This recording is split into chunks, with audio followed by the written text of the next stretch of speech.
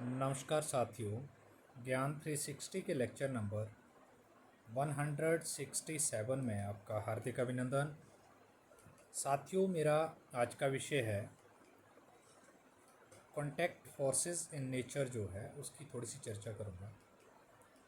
साथियों, हमने 4 fundamental forces जो नेचर में होती है उसकी चर्चा करी थी और हमने देखा था कि किस तरह से gravitational force, electromagnetic force, strong nuclear force, weak nuclear forces की हमने बात करी थी।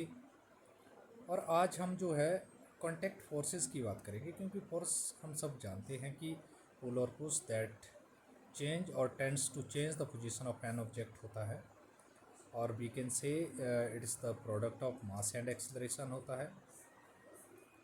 कि अगर वस्तु एक्सेलरेट हो रही है तो बिहाइंड दैट अगर कोई फैक्टर है दैट इज़ फोर्स, और न्यूटन के सेकंड नियम से ये सारी बातें निकली थी।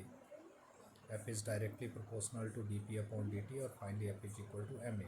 तो कॉन्टैक्ट फोर्सेज जो है, जैसे हम फ्रिक्शन की बात करते हैं, फ्रिक्शन में क्या होता है, it comes into play when two body comes in contact with one another. तो ये कॉन्टैक्ट फोर्स हो गई। और जब कल मैंने ग्रेविटेशनल फोर्स की बात करी थी और बोला था कि ये जो ग्रेविटेशनल फोर्स है ये हमारा सबसे वीकेस्ट फोर्स है और लॉन्ग रेंज फोर्स है, बट ये नॉन कॉन्टैक्ट फोर्स है। इसमें दो बॉडी एक दूसरे के कॉन्टैक्ट में नहीं आती, फिर भी वो फोर्स एक्सपीरियंस करती है। लेकिन फ्रिक्शन जो है वो एक कॉन्टैक्ट फोर्स है।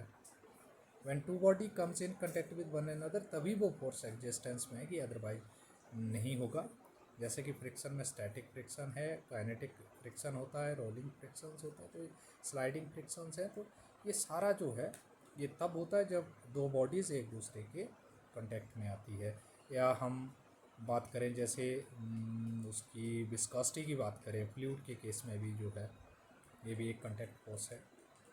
तो आप ज़रूर समझ गए होंगे कि what is the difference between non contact force and contact force. तो ये था मेरा आज का विषय। और जैसा कि मैंने कहा कि फ्रिक्शन एक कॉन्टैक्ट फोर्स है, जबकि ग्रेविटेशनल फोर्स जो वो एक नॉन कॉन्टैक्ट फोर्स है। तो कल फिर से आपसे रूबरू होऊंगा एक नए टॉपिक के साथ। तब तक के लिए नमस्कार, राधे राधे।